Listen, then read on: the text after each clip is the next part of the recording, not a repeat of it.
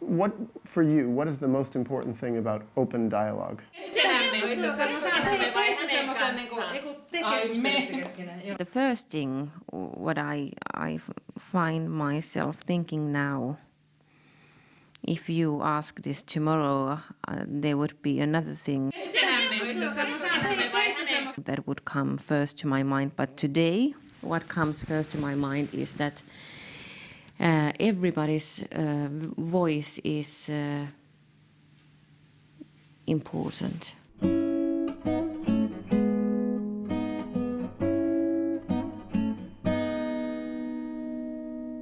I decided to travel to the north of Finland to visit the land of open dialogue, the place that is getting the best results in the world for the treatment of psychosis. Wow, what's the most important? It's how we work here.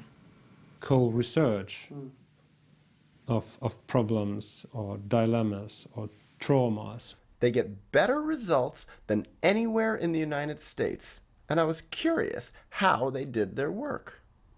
I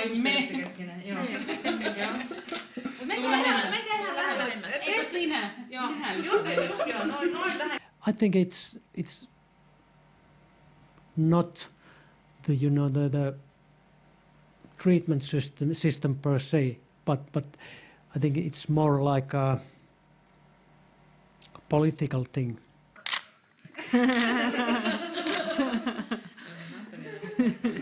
I want to see you.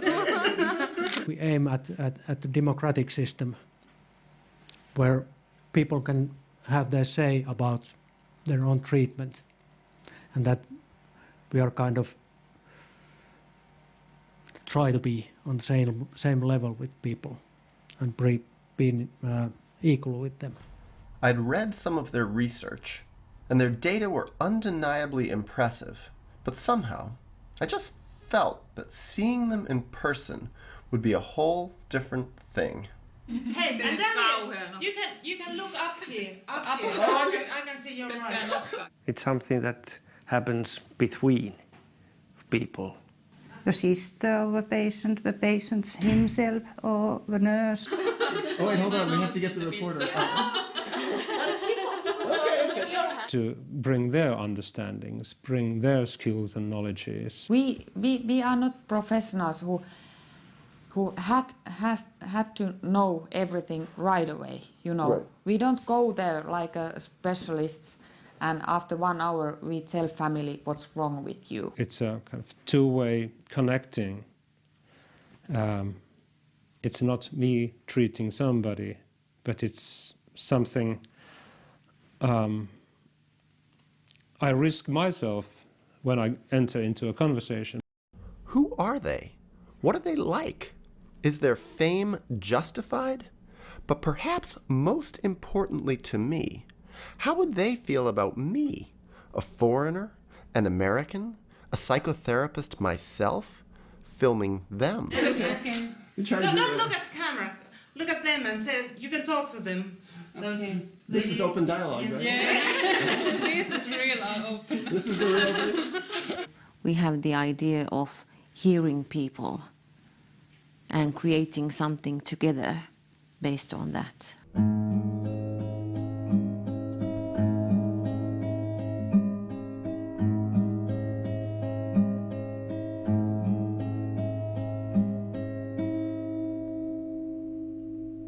Before I left home, I had the opportunity to speak with Robert Whitaker, an acclaimed medical journalist who has been bringing the Finnish open dialogue results to the attention of American psychiatry. It was he who made it clear to me that their outcomes for psychosis were not coincidental, rather that they resulted from a well-designed and well-researched program. So when I go to Western Lapland in Finland, what do you think my mission should be? Well, first of all, I think it's just a chance to observe. There's so many different people involved in the Finnish story. So you have an entire therapy clinic here, but just one room? Yes. And that's why we don't have room to meet patients here, and we don't want to meet patients here because this is hospital. Yeah. We don't want to say to people who have crisis that, oh, welcome to mental hospital so we can talk here. It was an interesting thing because when I first came here, I was thinking, I think they work very well with the mental health system. And they're even integrated into the mental health system. But I kept waiting to find out where is the mental health system. Okay. Do you understand? Yeah. Yeah. And then what I realized Yeah. is It's this. this is the mental health system. Yeah. Yeah. Yeah. And I thought, that's actually fascinating. Uh-oh. Uh-oh. Somebody's calling. When someone calls, when someone needs help, we try to arrange help for him or her right away. I don't say to a phone that maybe we can meet after 2 weeks and then we have time.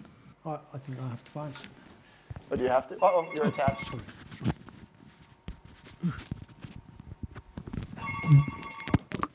That's okay.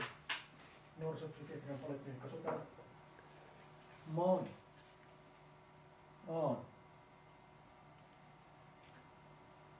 I'll turn off the camera. You're going to be privy to a form of care that really is getting the best outcomes in the developed world, by far. That's a part of our, basic rules. When the phone calls, you have to answer it. Yeah. Take the responsibility for what comes from there. It is interesting. How many of my interviews have been interrupted by the telephone here. Yeah, yeah. Because I think that's a question of, being like available to people and serving the population. Not hospital patients, but people outside hospital. I'm sorry, I have to answer. You go.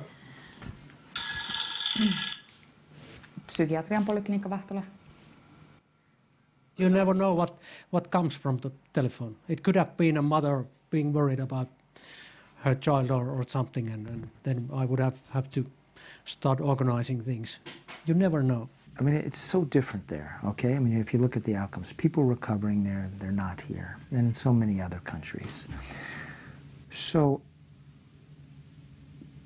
basically the world has a chance to sort of break out of this mindset it's had, the world psychiatric system, and do something better. And so you're talking about the capacity, the opportunity to tell a story that literally could alter millions of lives if societies would change and learn from the Western Lapland success. So that could have happened right there. Yeah, yeah. I'm very pleased that it didn't happen because I have to be at the town at 2:30. But Oh, in Kemi? yeah, I guess what I'm trying to tell you, Dan, is that I really think there's an opportunity here. yeah. At the town mental health office, I have a patient there with a nurse from there. We are working together with the patient. So you're meeting with a nurse and with the patient. Yeah. So that phone is a big responsibility. Yes, Middle of the night also? yes. Does that make sense? Yeah, it makes sense. And I'm wondering, are there any psychiatric survivors in Western Lapland? I mean, and what do they think of this method? I mean, are there people who are criticizing this open dialogue method, and what do they In think? Finland? I wonder. There are some psychiatric survivors in Finland, but more, in the other areas. Do the patients prefer that you meet in their home, or do they prefer to come to the hospital? Most of people says, welcome to our home. But there are people who don't want us to go there. And then we meet here or some other places. We have, center of city. Yeah. We have another polyclinic. Oh, in Tornio. There, yes, in Tornio. In the yes. town, yeah. And there are more rooms, and we can have a meeting there. And so you give the patient the choice? Yes, yes. But most places have adopted the Western, Right. the U.S. model of Because medication. I've gotten people who bought my other movie in Finland and Helsinki, and they're telling me Finland sucks for psychiatry. I remember first coming here. It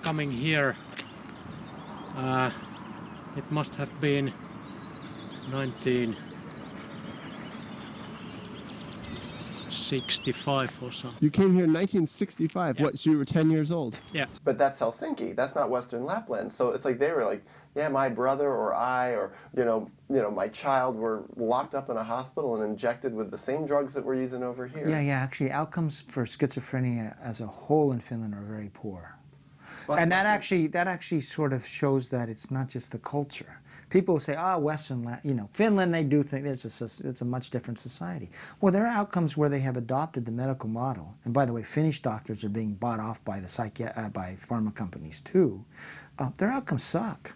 Right. I was singing in a boy choir. For the patients in the hospital? Yeah. We made a trip here and had a small concert here. And I remember being quite, not shocked, but surprised that there would be also these kind of places in the world. I mean, one of the interesting things here is, this is known as a valley in Finland, this Western Lapland, that actually has a lot of medical problems, okay? And it may have everything to do with the temperature, the light, maybe changing economic opportunities. So it's actually a society that's been under a lot of stress for a long time. So you came here, was it very different from what it's like now? Yeah, very different. It was a very worn out hospital and very in a bad shape in many ways and just chronic patients and smelling bad and everything. So it was a scary experience. Yeah. So for them to, sort of reverse this one part of psychotic outcomes, it's not coming as the society as a whole is having this great easy life. They're doing it in spite of all those difficulties. I remember it quite vividly. Really? Coming here with Right the here? bus. Right here, yeah. Strange. Yeah. Singing in the lobby there, inside the doors.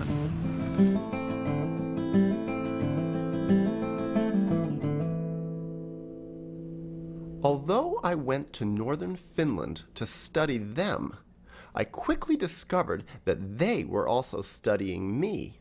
So much so that a Finnish newspaper, Pohjolan Sanomat, discovered that an American documentary filmmaker had arrived in the area. They wanted to interview me, which I found ironic, considering that to the rest of the world, they are the famous ones. I came to Finland, to Tornio specifically, and Kemi, because they have their open dialogue method for psychosis. Where did you hear of that method? It's famous. It's famous. Oh yeah. So yeah, I mean, they're what it is I've heard of it in the United States. Okay. I've heard of it in conferences in Scandinavia. I have friends in England who know about it, but mostly through the work of psychologist Jaakko Sekila. The idea of living in Tornio started when I moved there for being a clinical psychologist, 1981, so quite a long time ago. Almost 30 years. 30 years ago, yeah. And we were a small group of people, and we all had an interest that we want to have a family to become involved in the treatment of severe mental health problems. He's a professor at the university in Jyväskylä. Mm-hmm. So before I came here, I interviewed him. And I'd met him at several different times in different countries. I remember some meetings that were not for help for the people, and in which we actually acted quite stupidly. Yeah, early on. Early on, yeah. So you made mistakes early on? Yeah, we made mistakes. Like what? His research showed that for treating people with psychosis, they get the best results statistically in the world. We still thought of the treatment that we are the therapist. We have to make plan, we have to have some aims, and we use, for instance, these open meetings as an intervention to have change within the family. So I was a psychotherapist in New York City for 10 years. What happened was that we didn't realize in the beginning, but while we opened up the door for the family, and for the client to be there, for the patient to be there from the very beginning. It's the case that they really take a very decisive and active role in the process. The patient does? Yeah, and the family does. They affect from the very beginning how to do, what to go on, what are their needs, and we still try to think that we are the healers, we have the intervention, we have to do that. Part of my special interest is showing that people diagnosed with schizophrenia and psychosis can recover fully without medication. Okay. So the confusion was that you thought you were the experts, the healers, the one who have to make the decisions. Yeah. And what you found is that they wanted to take an active part also. Yeah. So yeah. they were treating themselves as the healers Yeah. and the decision Yeah. makers, and they would be the ones who made Yes. the decisions and the interventions. Yes. So there was conflict. Yeah, very much conflict about it. Here, they do that work. Okay. This is the work, and it's very uncommon. Now we think that it's no longer a question that we are sitting together for making decisions and making plans for the future, but we are sitting together to understand more. Most places in the world. You won't get This out. is funny. What? That I'm talking Slowly. Is it better though? Yeah, it's better. Yeah. And in this we aim at generating dialogue, and this actually becomes the most important aspect. No longer thinking that the aim of the meeting is to have a solution. The solutions comes a part of self-evident process that is opened up while we focus on how do we manage to have all the voices heard. So the purpose is dialogue, and as a consequence of the dialogue, the solutions happen. Yeah, the change starts to happen immediately.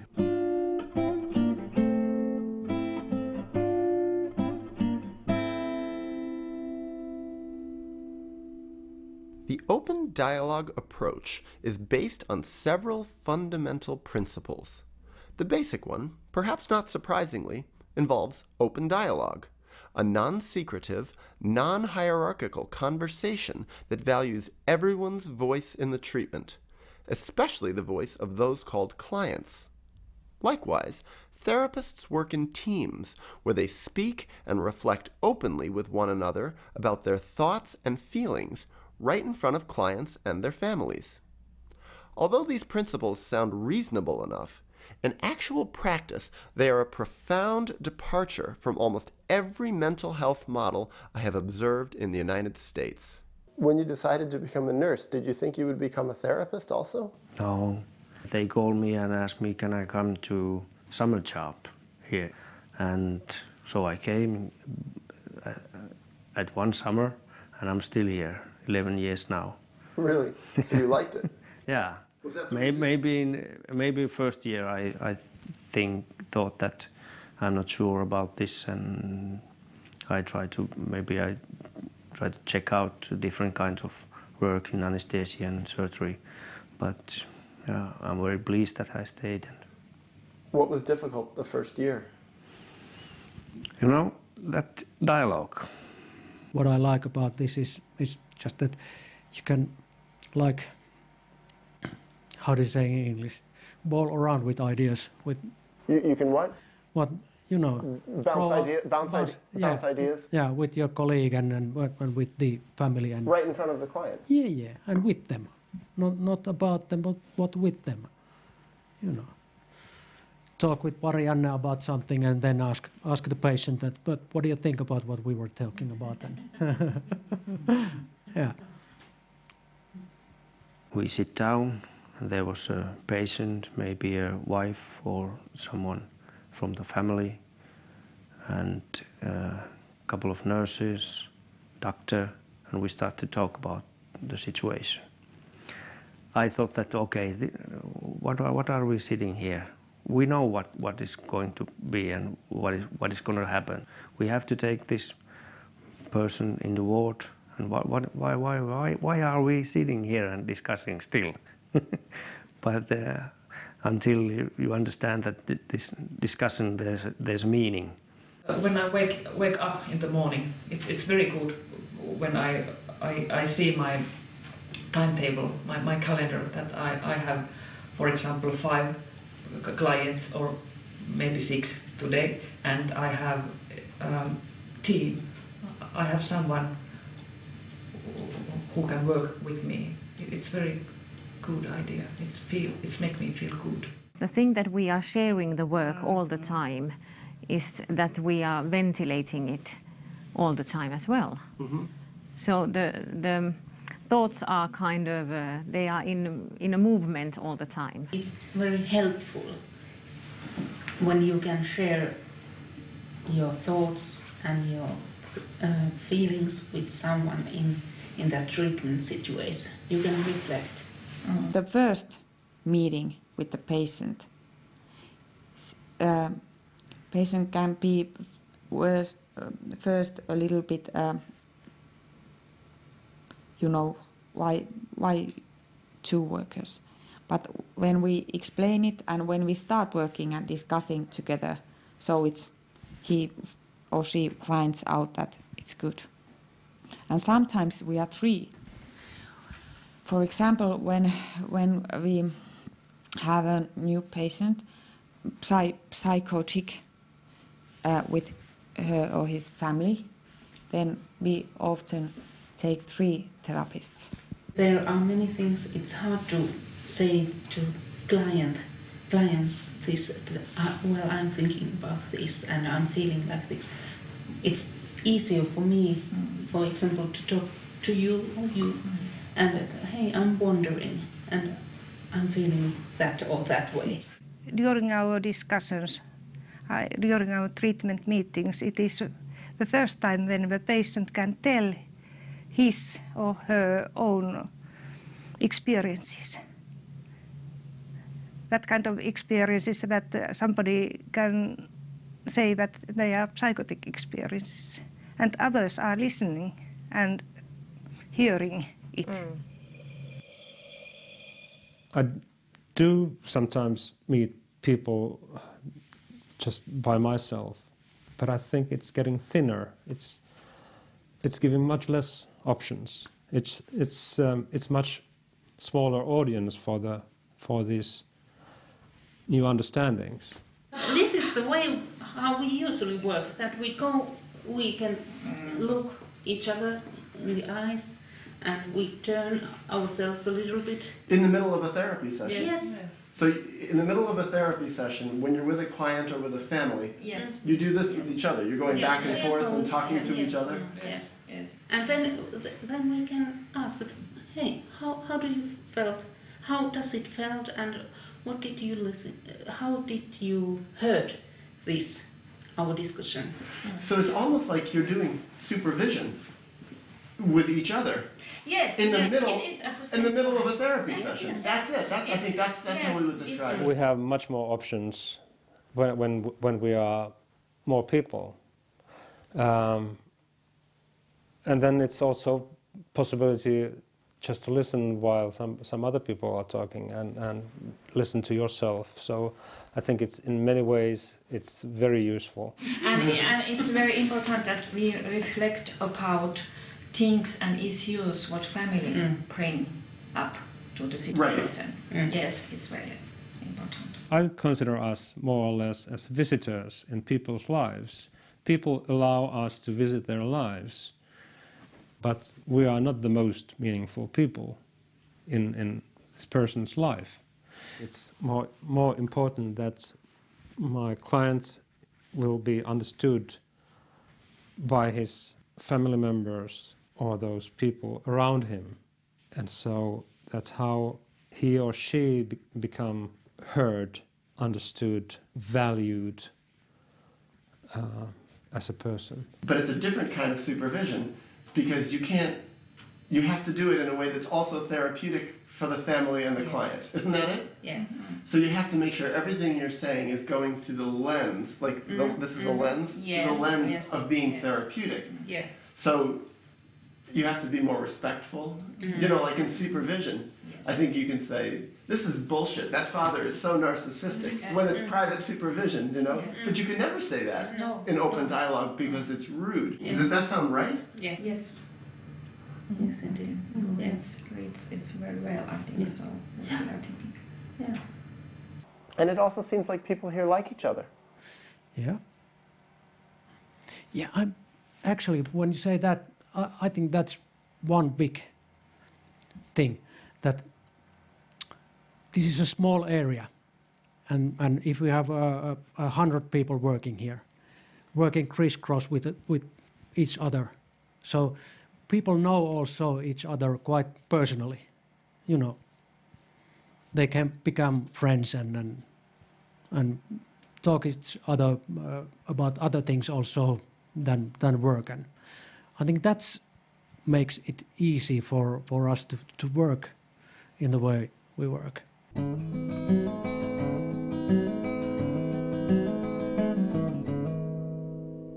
I ended up spending 2 weeks in northern Finland and became friendly with many of their clinicians.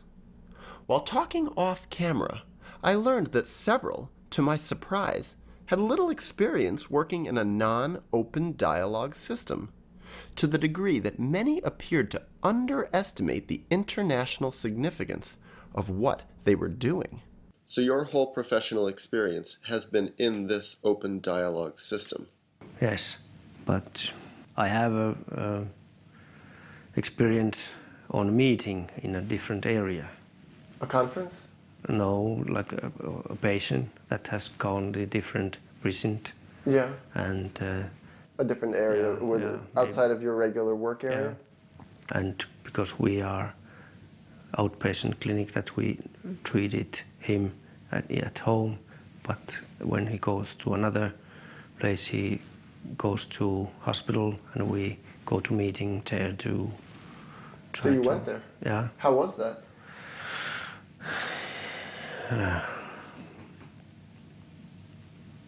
I didn't like it. What was it like? There was a nurse and a doctor from that hospital, and us 2 nurses and a patient. And so the 2 nurses from your system here? Yeah. And we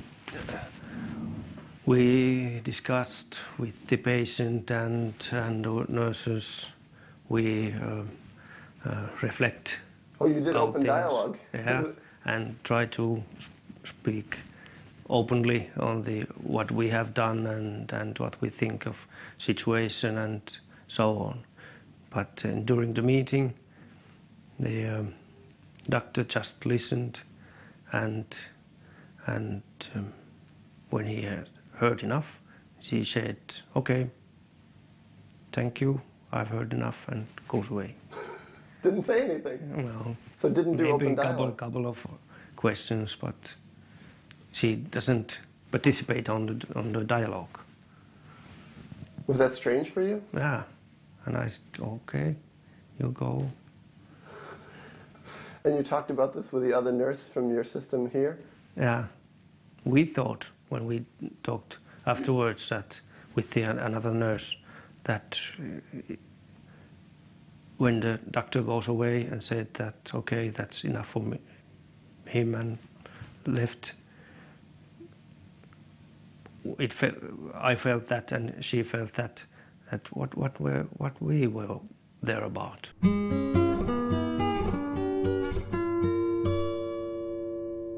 I was very curious how clinicians in Western Lapland approached the subject of neuroleptics, that is, antipsychotic medication.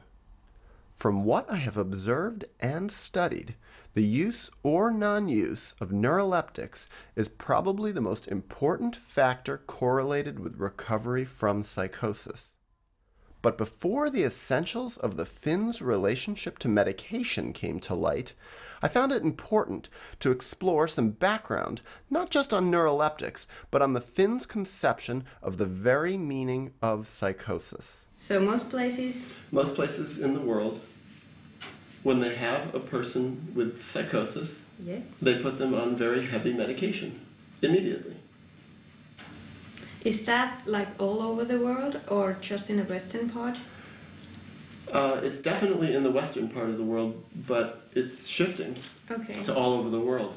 And there is research showing that people with psychosis do better in third world countries. What they did is they compared schizophrenia outcomes in poor countries of the world, specifically India, Nigeria, and Colombia, to rich countries, US and other European countries, quote, the developed countries. Developing versus developed.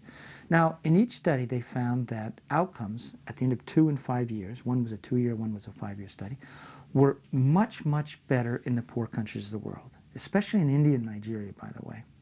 Okay? And it was so dramatic, they said that living in a developed country is, quote, a strong predictor that you'll never fully recover from a psychotic or schizophrenic break. All of us could have psychotic problems. It's an answer to a very difficult life situation.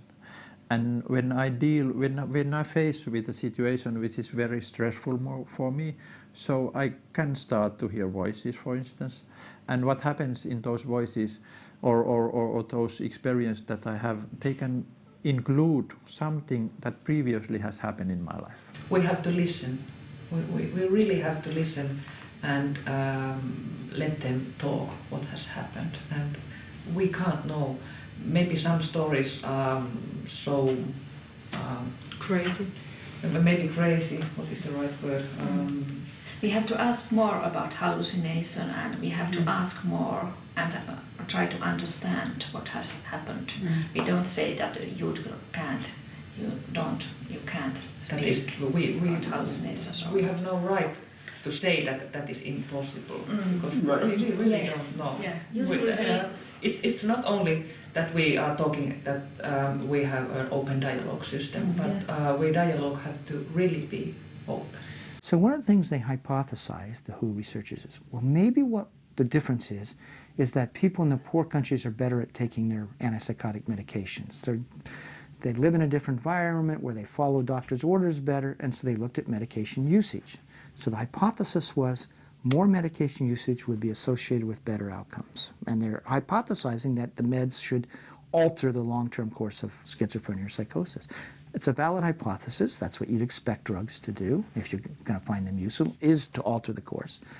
But what they find? They found that in the poor countries of the world, only 16% of the people were regularly maintained on antipsychotic medications. Whereas, of course, that's the standard of care in the developed countries. So here in this study, we found good long-term outcomes, much higher recovery rates associated with not maintaining people on medications. Very seldom, very seldom I've been prescribing antipsychotic medicine. And usually... What is the reason for so seldom prescribing it?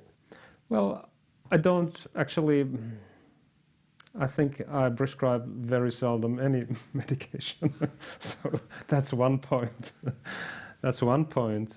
In the first meeting, it's very non-understandable. I cannot understand what does it mean. I'm very confused. But later on, step by step, I start to realize that actually she is speaking of something that has happened in her life, and this may be the first time ever it become possible to have some words of those experiences. It's in a way a kind of metaphorical way to speak of things that beforehand did not have any words to speak about it. Psychotic meaning-making is meaning-making. And I want to have dialogue around meaning-making. And I don't think we should medicate psychotic meaning-making. Oh, by the way, the WHO investigators eventually then did like a 25-year follow-up study of the patients in the poor countries. And it's really remarkable. I don't remember the statistics exactly, but somewhere between roughly 70% of the patients in that initial cohort of schizophrenia patients diagnosed in India and Nigeria, diagnosed as schizophrenic by Western doctors, not local doctors, so by Western standards, 25 years later were working, asymptomatic. They just weren't schizophrenic anymore. They weren't psychotic anymore. And for that reason, it's very important, actually extremely important for us to take it seriously, to start to listen. What are her words, and step by step, she perhaps have more and more words to her experiences. There's some kind of dilemma in your life and in your emotional life. And when you start to work with that dilemma, the symptoms can go away as well.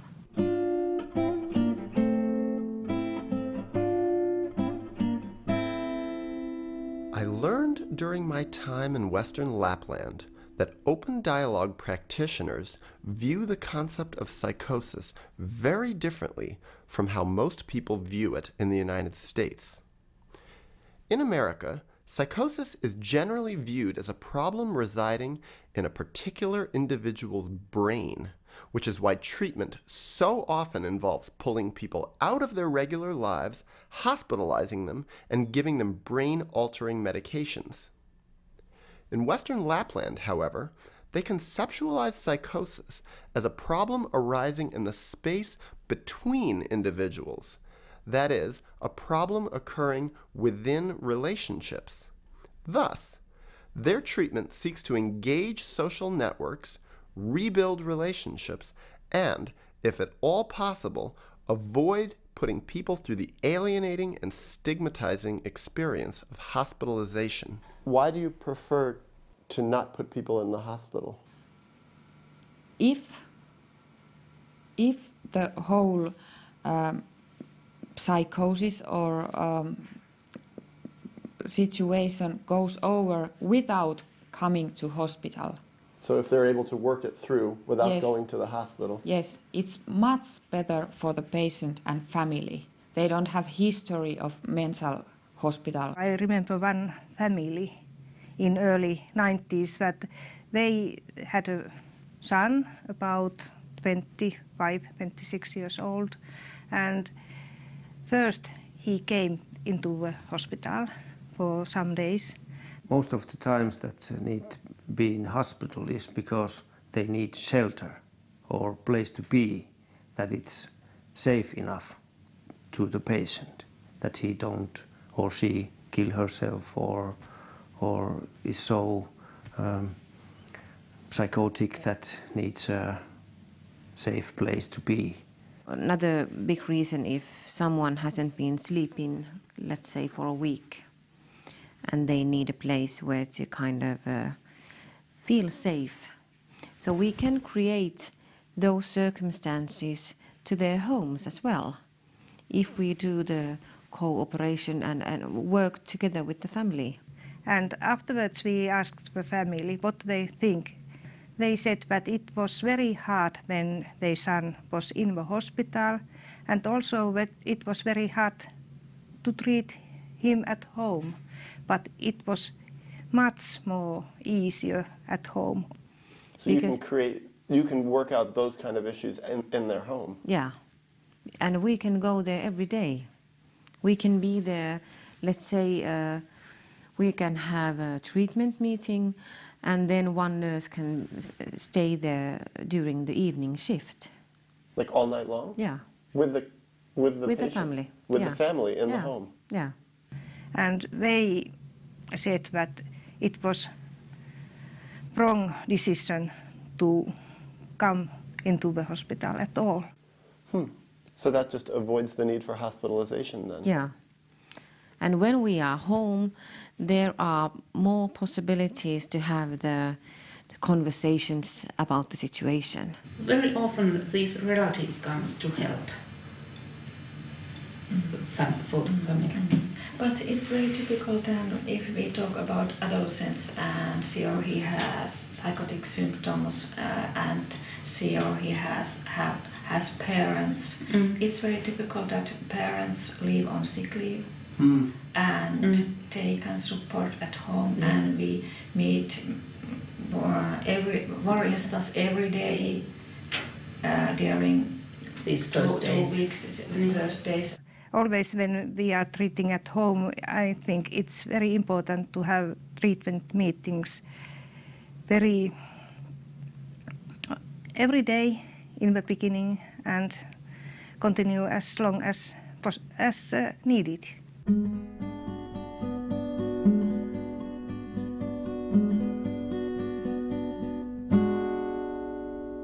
Although I would ideally prefer a mental health system for psychosis that avoids neuroleptics entirely, the Finnish open dialogue clinicians employ a selective use of medication model that comes closer to my ideal than any major program I've seen in the United States.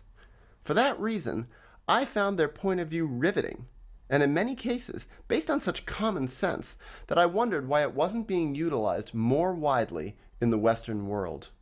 Now I ask about your documentary. When it comes out, what it is?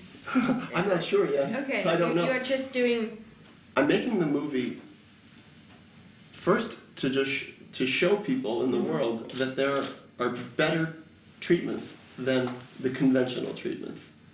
So here in the United States, where we've really embraced the drugs for life form of care, we see a explosion in the number of people, quote, disabled by mental illness. And we see all these other problems in terms of people dying early, etc., and low employment rates, decreasing employment rates.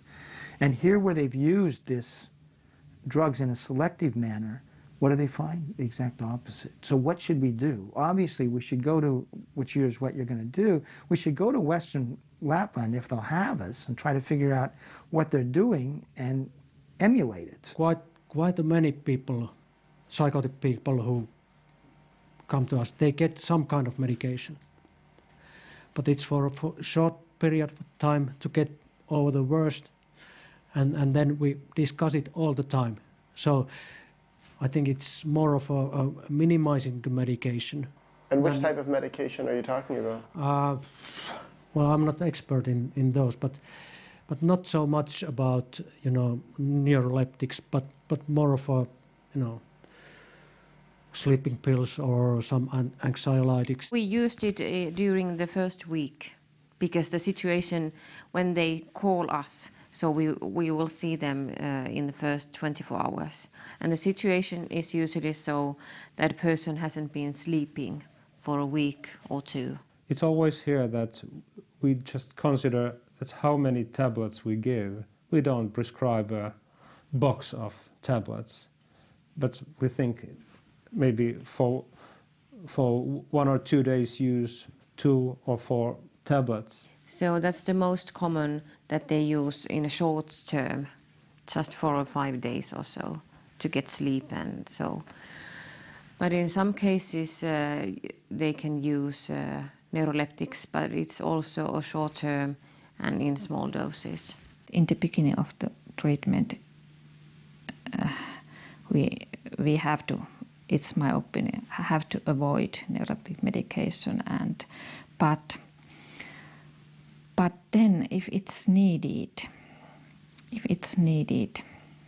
In any, let's say in 1 year, of all the patients that you see that have psychotic issues, what percentage get put on neuroleptic medication? About 30%. 30%? Yes. So 70% don't ever get neuroleptic Yes. medication. Sometimes there are situations that the patient need medication, also neuroleptic medication. There can be so kind of situations. Here's a question I have. We were upstairs in that staff room, and I was playing with a pen. Did you see that? No. Well, I was playing with this really nice pen. I said, someone left their really nice pen here. And then I turned it over and it said Seroquel. Yeah.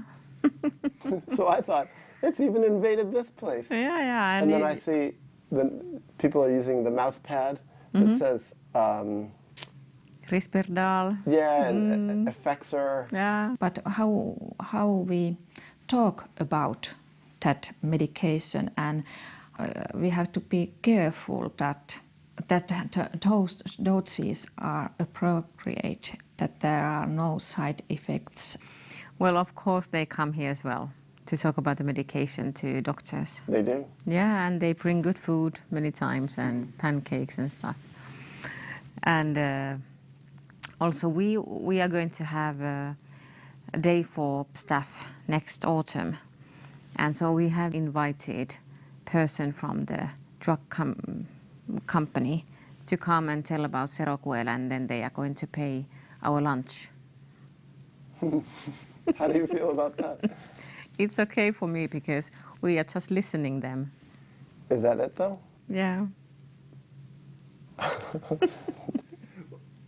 It's quite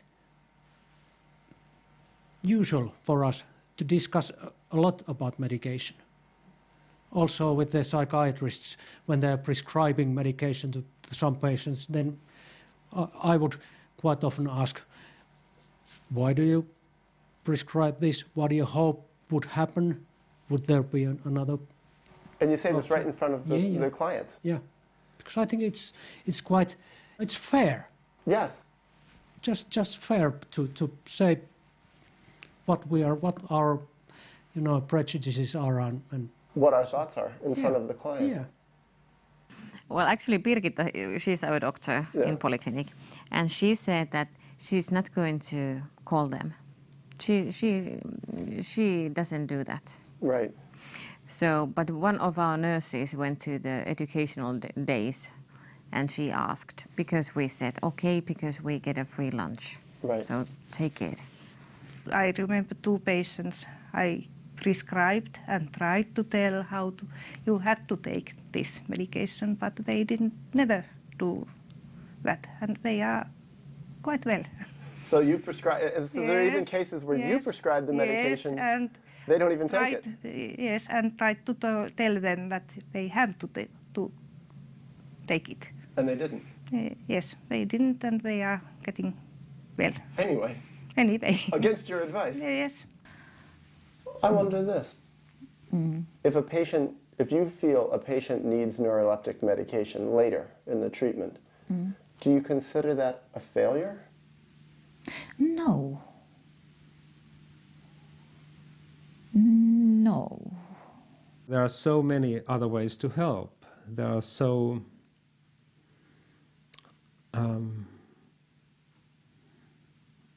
useful ways which have, I think,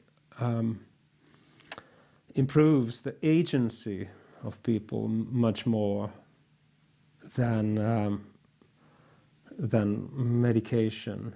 It seems to me if a person needs neuroleptics, it means they did not recover, right? Yes, but I have also some kind of experiences that the patient have got neuroleptic medication later, but she or he needed it some months, 1-2 years, only a small dose, and after that she didn't need it. I could bring up the idea as an option, as something we could have dialogue about around. Think about possible advantages, possible disadvantage, possible effects, possible side effects. But if I find a lot of other ways to work there, so I don't even have to bring this option there. And usually when we work, there are so many options that we don't get into this point of thinking about medication. If the patient have medication, we don't enter treatment. And you don't end the treatment? No, because we continue treatment so far as they use medication, for instance, neuroleptic. With the purpose of helping them stop the medication? Or I don't understand. Yes, helping stop. Yes. It's not either or, it's either medication or not medication, but it's thought to be one part of the treatment if needed.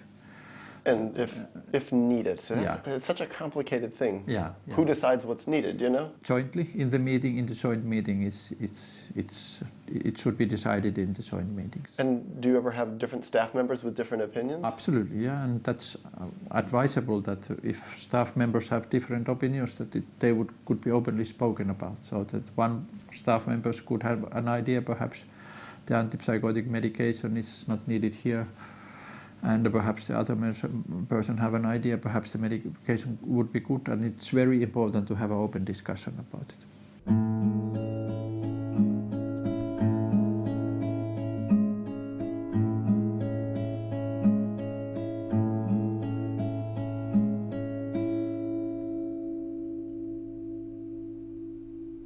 A fascinating thing I discovered in Western Lapland was that their clinicians were not, unlike so many of my more progressive colleagues in the United States, afraid of getting in trouble for the work they did.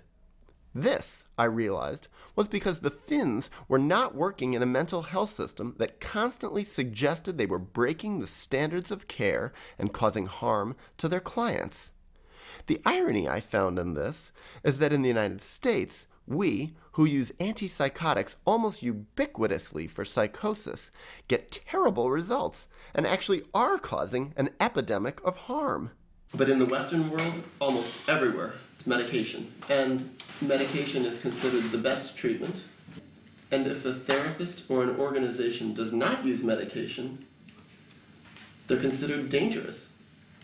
Okay. It's considered bad treatment. It's very, very difficult to survive as a person with prescribing powers and not put people on antipsychotic medications. And even if you're a therapist without prescribing powers, you're expected to work within that model of drug-based care.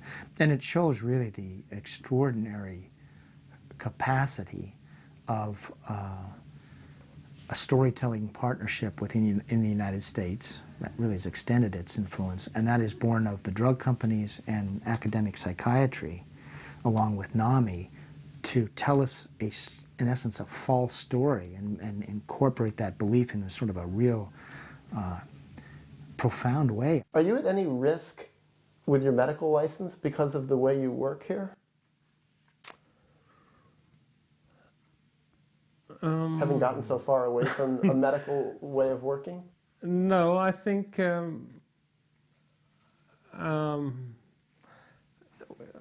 no. Like, let me ask you this. Do you take a lot of risk by not putting people on neuroleptics right away? What do you mean by taking risks? Could you lose your license?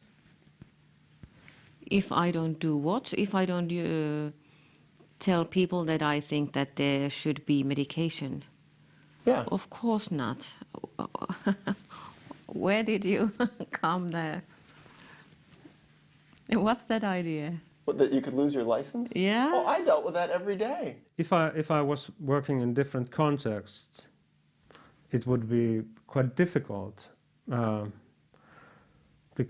over here, where the whole personnel... the whole personnel? The whole staff? Whole staff, yes. Yeah. They are very well trained. Most of the people have family therapy trainings. The whole supply of services is based on these ways of working. So you're not at risk here? No, not at all. No. Really? Because me You couldn't get in trouble? No, so me as a nurse, so I will... What about Birgitta? Couldn't she get in trouble for what she does? No. Why? Because she can... everything is based on the results of treatments. So everybody here knows that you don't need a neuroleptic in the beginning to heal people's situations. And your system has research to prove it. Yes, yes, yes, yes. And there are lots of studies going on around. So I think it's giving a lot of solid ground for the work.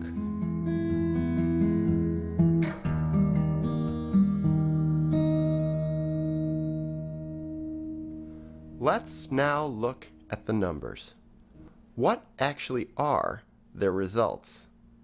It was, after all, a cursory review of their outcomes for psychosis that drew me to northern Finland in the first place, and these same outcomes that are causing the world to take note. Their adoption of this selective use of meds really came out of a national Finnish study where they were testing sort of psychotherapeutic care. They had 6 sites in the study. 3 sites did not initially put people on the meds. The other 3 did, and everybody gave them psychotherapeutic care. Tornio was one research site in which the antipsychotic medication was not started in the very beginning, but it was decided that first we have to see how much this very strong psychosocial intervention is helping, and the antipsychotic medication is used only if it's not helping enough. And the thought was in the experimental sites is that if people started needing the drugs, you could put them on. Okay. On the whole, the experimental sites, 3 had a little bit better outcomes. 2, it was the people who, in those 3 experimental sites, that were never exposed to meds in the 2-year study that had the best outcomes, all right? That fits with what we know before. But there's one other key thing. There was really only one of the 3 sites that really, after the end of 6 weeks, tried to keep people off meds, okay? The other 2 basically reverted to the old standard of care and put people on meds. That was in Western Lapland. So not only did they watch the progression of people getting better after 6 weeks, they kept it going. During 5 years' time, it happened that 1/3 of the clients used antipsychotic medication, 2/3 did not need. This is in your program? Yeah, any antipsychotic medication. At 5 years, and half part of the medication could be discontinued as well. Half what? Could be discontinued, stopped. So of the 1/3 that did take medication? Yeah. Half of those people were able to discontinue their medication. Yeah. So now you're down to, at the end of 5 years, 1 out of 6 people is still on medication, Yes. and only 1 in 3 ever took it at all. Yeah. And what did that evolve to there? That evolved to a form of care where they now have, the best outcomes in the Western world, by far. How do they use meds? Well, only about 1/3 of their first episode psychotic patients are ever exposed to medications. Okay, at the end of 5 years. So you take 100 first episode psychotic patients in Western Lapland. 5 years later, only 33 will have ever had a single dose of antipsychotic medication. And only about 20 of that 100 will be on the drugs continually. Okay? So that was already, is a very different compared to the mainstream idea where it is thought that antipsychotics medication should be used in any case. Every case. Every case, yeah. Now, what are their outcomes? At the end of 5 years, roughly 85% of their first episode psychotic patients are asymptomatic and either working or back in school. So only about 15% have become sort of chronically ill and on Finland disability. Whereas in the United States, if you have a first psychotic break, or if you have a first schizophrenic break, you're basically told, we'll try to stabilize you and then go on disability. That's the expected course. Of the 85% who recovered after 5 years, what percentage of that 85% was on medication and what percent was off medication? Actually, I have not looked at that path. Most of them did not use medication. Most meaning more than 50%? No, 90%. There's an assumption, of course, that once someone has schizophrenia, they always have schizophrenia, and you don't see it that way. No. I think it is only the name for something, and you can get quite healthy afterwards. Without medication? Without medication. This tells us of something else that's possible. Radically possible. Radically possible. And by the way, they've been doing this for 20 years now, basically, or 18 years. So this isn't a fly-by-night study? Not a fly-by-night. And they've done study after study after study. This is the best studied cohort of patients in all of Europe, really.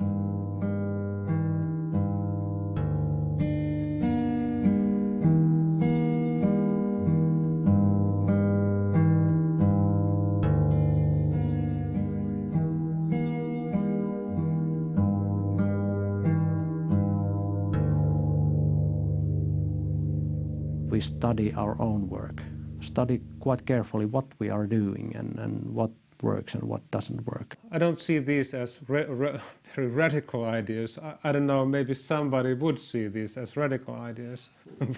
But from my perspective, it's not very radical ideas. And it's very important that we believe, I believe in that the situation can change. So you do see people with psychosis recover here, get well without medication? Yeah. Not easily get better, but getting better.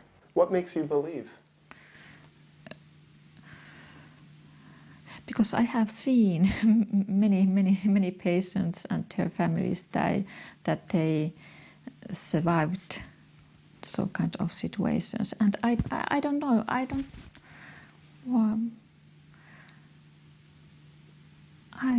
believe. I have seen that you can recover from the psychosis without heavy medications and without hospitalization.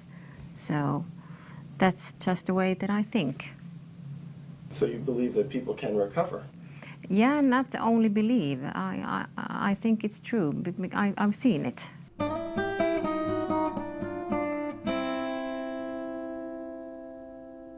As my 2 weeks in Finland drew to a close, I realized there was one final point that kept striking me again and again, and that was that the open dialogue approach was not an alternative mental health system here. It was the primary mental health system here. Over the past 3 decades, they had set an example by converting a traditional psychiatric system with a huge bustling hospital and poor results into something quite the opposite. There's one other thing that's really extraordinary that's happened in Western Lapland and speaks to the possibility there. But not many people like your kind of people come here and do this kind of job. So I think this is very interesting for us too, to know how interested someone is about this. Yeah. Because for us, I think we Finns never are. They are never proud of anything. Like In the 70s and all, 60s, 70s, probably I think and even into the 80s, this area of Finland had one of the highest incidences of schizophrenia in all of Europe. So Finns are never proud of what? anything, like they're very modest. Nokia? No, well, I noticed this. When I'm interviewing people here, they won't talk about how good their results are. The results are written on paper, and I'm asking them, and they always make it sound less. And I say, make yourself sound good. Do you know what I mean? Yeah. I like, they're very modest and humble. Yeah. Then they institute this change, and they institute this therapy called open dialogue with first episode psychotic patients. Guess what happened? Schizophrenia is now disappearing from this region. They're down to 2 cases per 100,000, a 90% decline in schizophrenia there. And why? Because their first episode cases aren't becoming chronic. So the number of first episode cases is staying the same. All right? So they still have this problem of psychosis in society. But because they have this form of care that doesn't make people chronic, schizophrenia is disappearing. This point cannot be emphasized enough and is worth explaining. According to the definitions of mainstream psychiatry, people can only be diagnosed with schizophrenia if their psychotic symptoms persist for longer than 6 months. Thus, if they recover from psychosis before that 6-month mark, which is what so commonly happens in Western Lapland as the result of open dialogue, they never get labeled with schizophrenia in the first place. They took a risk by letting me come in here with my camera. Do you know what I mean? Like, to let a foreigner come in with a camera and interview all their staff and to talk with their patients, it's like, a lot of places, they don't want someone with a camera coming in. It's honest way to do work, I think.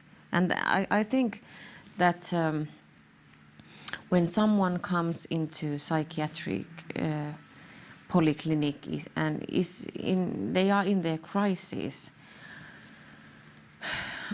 I think that we are, obligated into that. We have to be honest. This has to be a fair deal, because otherwise it can't heal anyone. Like, what if they could say this? This would be much more common. Because I had some places that I wanted to go to that said, you can come for 6 hours, you can talk to 2 therapists, no conversation with patients, and we need to see everything that you are going to put in your movie before you put it in. I think our system is, our people are working very hard, and I can trust them, and they are very reliable and responsible and that kind, and very good trained people. They know what they are doing. And you know what also, this was very interesting. I didn't know if they would let me come here because I'm a stranger, I'm a foreigner, they don't know me very well. So I was emailing with Jaakko Sekula.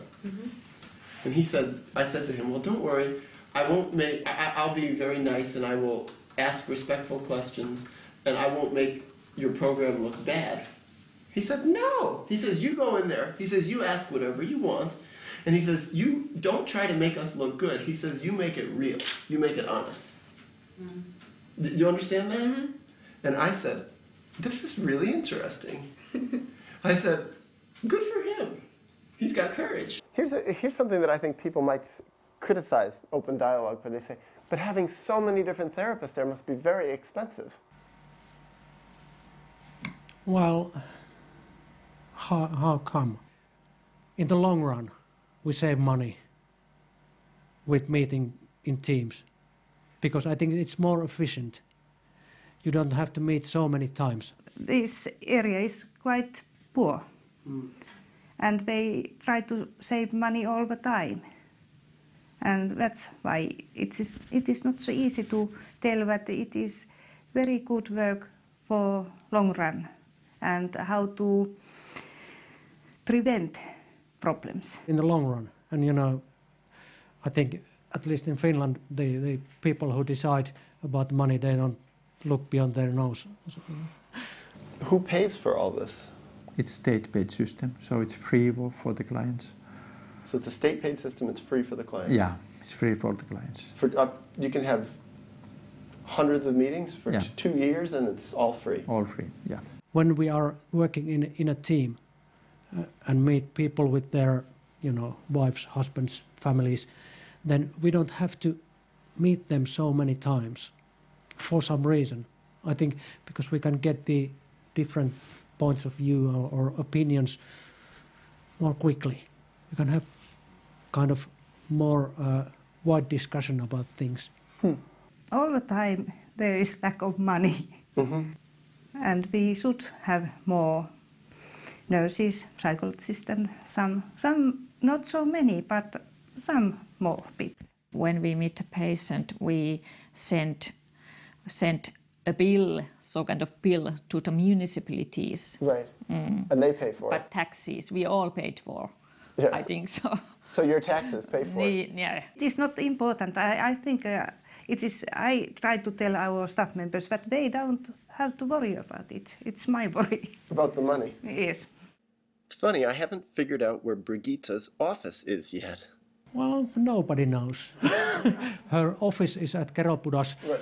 But she's never there. Right, because she's working. She sees clients, right? Yeah. That's what everybody says. It's hard to find her there because she's on the ward or she's talking to someone or she's out in the community somewhere. Yeah.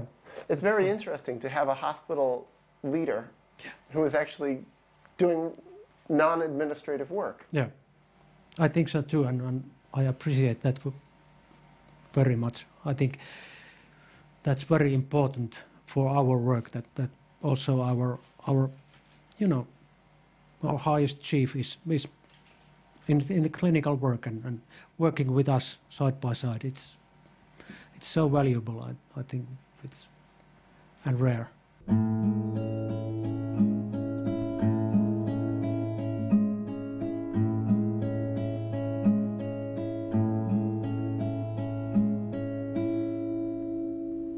Before I ended, I wanted to hear people's final reflections on open dialogue. I only wish I could have added in clients' reflections, which I couldn't because of the system's confidentiality agreements, but if I can summarize what I heard from clients off camera, and heard repeatedly, it was the opposite of the frustration, rage, alienation, betrayal, and hopelessness so often expressed in the United States. Here I heard expressions of satisfaction, mutual respect, togetherness, trust, and hope, which, incidentally, and by now, for me, not surprisingly, were the same things I heard from the staff. Some people think that this is my work life and this is my personal life. But in a way, I don't see the difference because I think that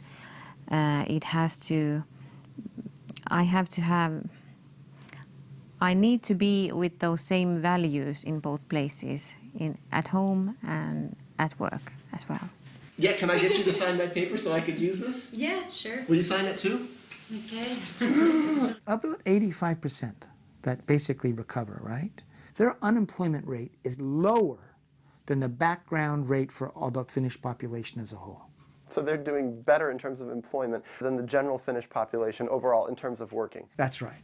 So that's really extraordinary. So I choose to feel Yeah, you can see that. This is the one who I interviewed this morning who said, this is... Oh, no, not her. She's the one who is... He's Päivi. Päivi, yeah, she says, oh my God. To get know patient's family and meet the whole family, to hear the voices from the whole family. I think that's the most important. And then this is the man, Jaakko Sekula. Every year, between 5 to 7% of the population participates in these open meetings. And now this has been going on for almost 25 years or more than 20 years. So it means a big part of the people in the area has at least sometimes been participated into open meetings. She's the head psychiatrist. She runs the whole organization. I liked when I came to work here in Kerobudas Hospital, I liked most the teamwork. It was so nice to talk to people and not to know everything, not to know answers always. She's a nurse and a family therapist. I have thought many times that I like to move Oulu because of my private life. So you would like to move to Oulu? Yes, because of my private life, but I haven't done it because I like the way of working here. He's a psychologist. It's a place where you can be inspired over and over again by the people you are working with and by your colleagues.